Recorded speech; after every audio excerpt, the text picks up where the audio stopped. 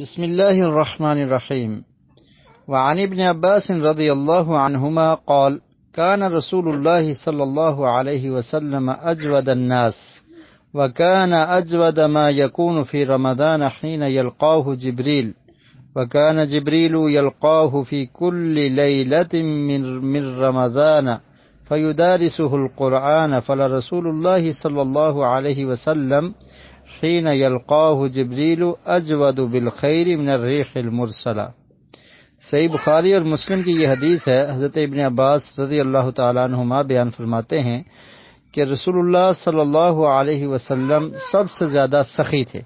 اور رمضان میں جب آپ صلی اللہ علیہ وسلم کو حضرت جبریل آ کر ملتے تو آپ بہت زیادہ سخی ہو جاتے تھے، اور جبریل رمضان کی ہر رات میں آپ سے ملتے تھے اور آپ سے قرآن کا دور کرتے تھے۔ پس یقیناً رسول اللہ صلی اللہ علیہ وسلم جب جبریل آپ سے ملتے بھلائی یعنی مال و دولت وغیرہ میں تیز ہوا سے بھی زیادہ سخاوت فرماتے تھے۔ اس حدیث میں رمضان المبارک میں دو کاموں کی کثرت اور اہتمام سے کرنے کا بیان ہے۔ ایک تو فیاضی اور سخاوت کا مظاہرہ کہ اپنے مال کو اللہ کے راستے میں زیادہ سے زیادہ تقسیم کیا جائے، خرچ کیا جائے، کہ تاکہ لوگ دنیاوی مشغلوں میں کمی کر کے اللہ کی عبادت اور بندگی کر سکیں۔ اور دوسرا قرآن مجید کا دور اور مدارسہ، یعنی ایک دوسرے کو قرآن کی منزل سنانا،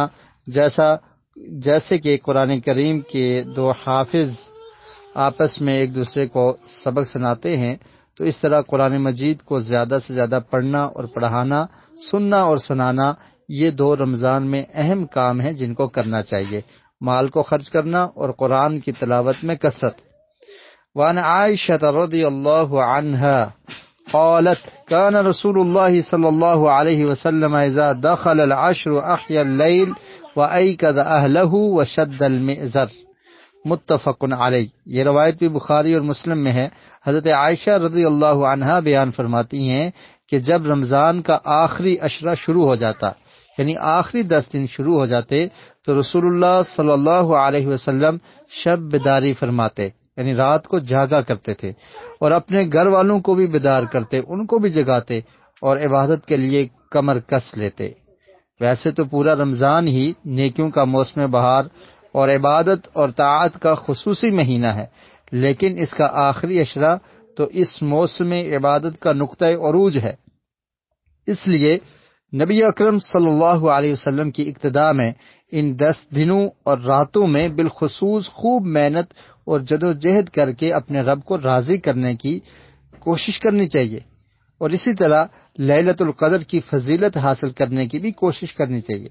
اسی لیے ان 10 دنوں میں نبی اکرم صلی اللہ علیہ وسلم اعتکاف کرنے کا بھی خصوصی اہتمام فرماتے تھے، تو اس پر بھی عمل کرنا چاہیے۔ اللہ رب العالمین ہماری رمضان کی عبادات کو قبول فرمائے اور ہمیں زیادہ سے زیادہ عبادت، بندگی